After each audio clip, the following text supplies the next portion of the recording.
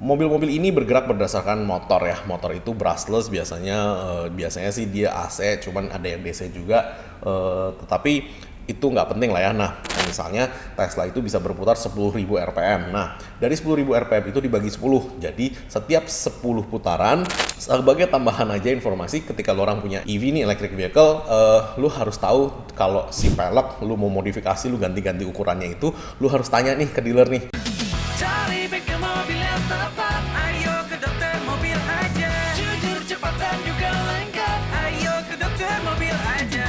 Kualitas yang terbaik, harga juga bersahabat. Percayalah, di Dokter Mobil pasti beres. Halo Movers, balik lagi bersama saya Dokter Mobil. Di video kali ini saya akan membahas transmisi di mobil EV. EV yang saya ngomongin berarti fully 100 EV atau electric vehicle yang semacam Tesla, Wuling REV gitu kan, kemudian Hyundai Ioniq 5. Nah, mobil-mobil ini bergerak berdasarkan motor ya. Motor itu brushless biasanya sih dia AC, cuman ada yang DC juga.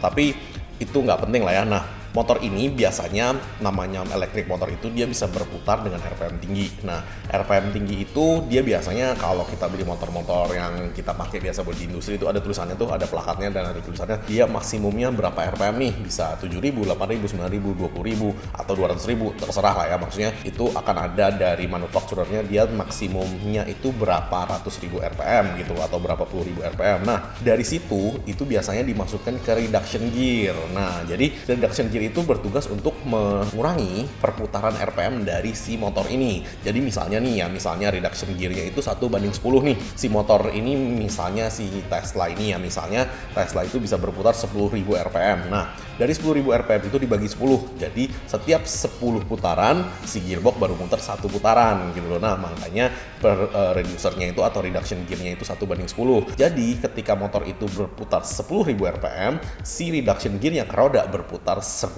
RPM. Nah, jadi itulah yang mengatur kecepatan dari si mobil itu. Jadi ketika diinjek gasnya itu misalnya ya diinjek pedal akseleratornya. Nah, akseleratornya itu akan mengukur nih, oke nih, misalnya diinjek 10% berarti saya mengeluarkan 1000 RPM. 1000 RPM itu berarti 1000 misalkan reduction gearnya 1:10, 1000 RPM di motornya dibagi 10 itu menjadi 100 putaran atau 100 RPM di rodanya. Nah, itu fungsinya reduction gear di mobil EV sebagai si pengganti transmisi. Jadi sebenarnya ada transmisinya, gearnya cuma satu, yaitu si reduction gear itu, dan olinya ya biasanya sih oli reduction gear biasa sih, jadi hampir tidak usah diganti ya, karena itu kental banget, cuman ya diganti lah ya, cuman maksudnya itu dalam jangka waktu yang lama banget lah ya. Kalau oli gear reduction itu biasanya lama sih ya, kayak oli Gardan aja biasanya. Nah, maka dari itu sebagai tambahan aja informasi, ketika lo orang punya EV nih, electric vehicle, lo harus tahu kalau si pelek lo mau modifikasi, lo ganti-ganti ukurannya itu, lo harus tanya nih ke dealer nih, ini mobil gue bisa di reprogram ulang nggak untuk ngasih tahu nih peleknya gue pakai ukuran berapa nih, sama bannya itu ukuran berapa nih. Karena si komputer itu kan didesain berdasarkan berapa kali si ban itu muter ya, untuk mendapatkan berapa kilometer per jam dan berapa kilometer jarak tempuh yang sudah kita laluin.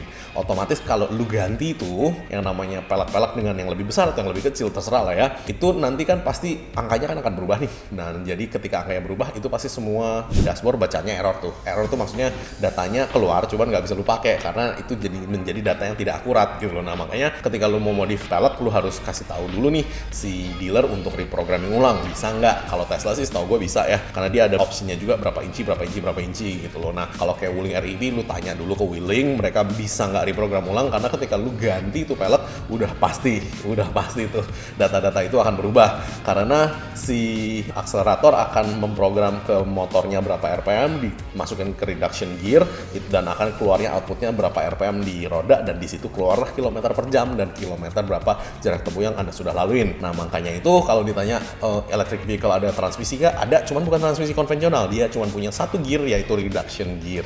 Jadi udah nggak usah pusing-pusing lagi ya transmisi slip. Jangan lupa subscribe, like, dan komen di YouTube kami. Thanks.